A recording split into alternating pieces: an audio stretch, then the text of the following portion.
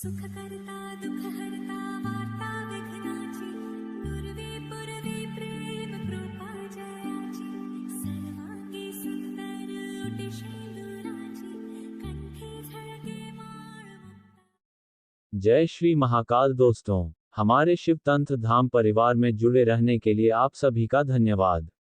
मेरे सभी साधक और साधिकाओं के ऊपर त्रिदेव और त्रिदेवियों का आशीर्वाद बना रहे। आज मैं आप लोगों के लिए बहुत ही ताकतवर और बहुत ही शक्तिशाली शक्ति की जानकारी और साधना लेकर आया हूं। इस शक्ति के माध्यम से आप मारण, मोहन, सम्मोहन, सत्कर्म जैसे कार्य बड़ी ही आसानी से कर सकते हो। जमीन के धन का पता लगा सकते हो और उसे प्राप्त कर सकते हो। मैं इस शक्ति के विषय में आप सभी को सब कुछ बतलाऊंगा। इस प्रकार की उग्र शक्ति की साधना कैसे करते हैं और साधकों को साधना के दौरान क्या नुकसान हो सकता है और इनसे कैसे बचा जाए। साधना के दौरान किन किन बातों का ध्यान रखना चाहिए साधकों को, और साधना सिद्ध होने के बाद आप लोग क्या क्या कर सकते हैं इनके माध्यम से, सब कुछ स्पष्ट रूप से बतलाऊंगा, संपूर्ण जानकारी दूंगा। इसलिए आप सभी हमारे वीडियो पर बने रहे और इस शक्ति की समस्त जानकारी सुने, जाने और समझे। वीडियो में आगे बढ़ने से पहले अगर आप लोग हमारे चैनल पर पहली बार आए हैं तो इस चैनल को सब्सक्राइब करें।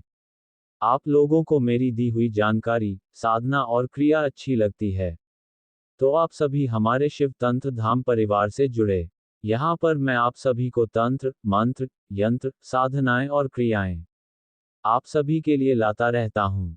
इस चैनल को सब्सक्राइब करें और बेल आइकन का बटन दबाकर रखें ताकि मेरे द्वारा कोई साधना और क्रिया की जानकारी दी जाए तो आप तक पहुंच सके।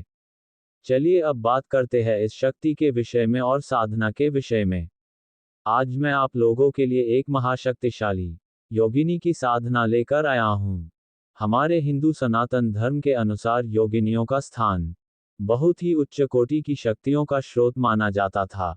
योगिनी बहुत ही सुंदर और बहुत ही मनमोहन होती है। 64 योगिनी हिंदू धर्म में देवी शक्तियों का एक समूह का नाम है।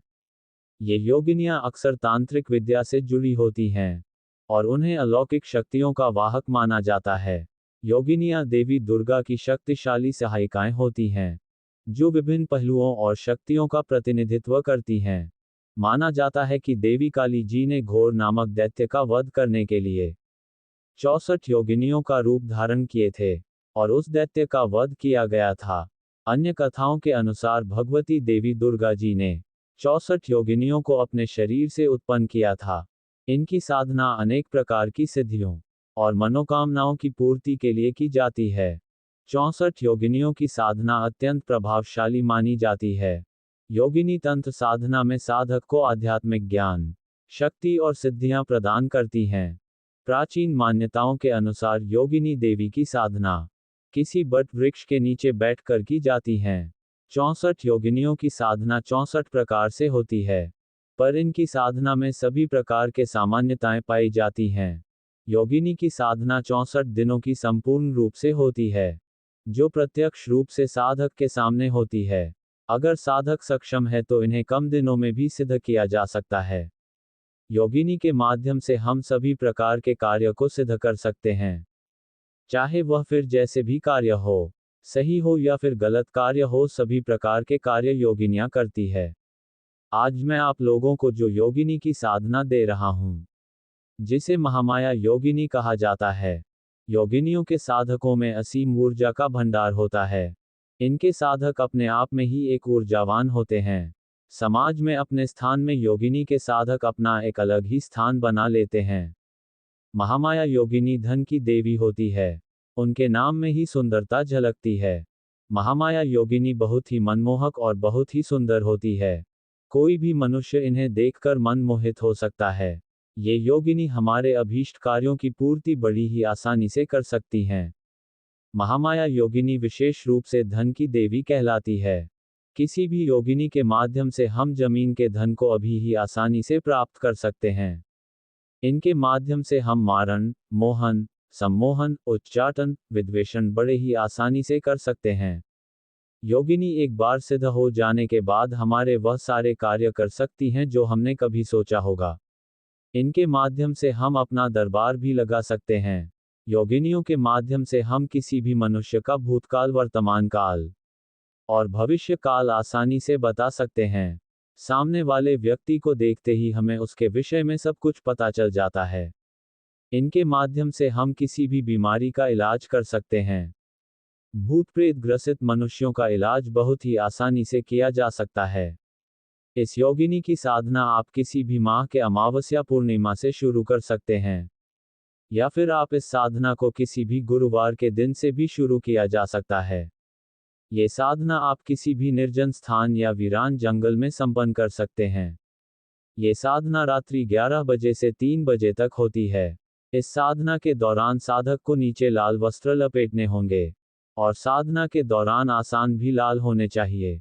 साधना के दौरान साधक को अपना शरीर बंधन और सुरक्षा घेरा अनिवार्य होता है।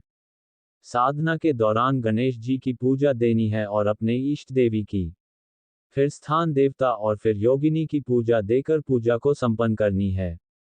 साधना में आपको सफेद या फिर लाल मिठाई का भोग लगाना होगा। इस साधना में आपको उत्तर दिशा की ओर मुख करके बैठना होगा। जब सभी की पूजा हो जाए उसके बाद अपने गुरु मंत्र का एक माला जाप करना है।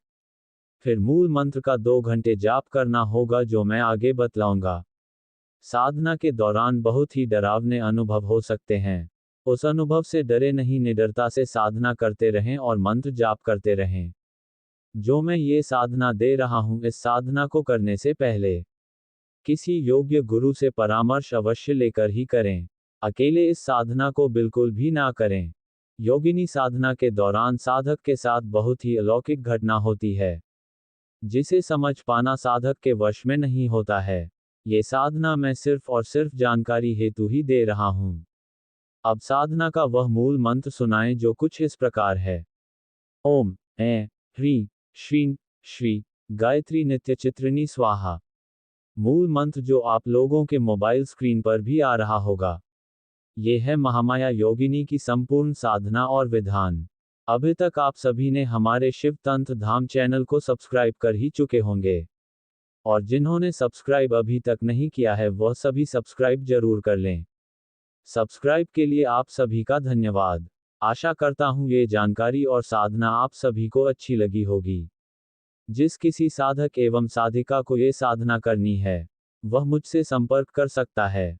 एक बार साधना और क्रिया करके देखो, तभी समझ आएगा।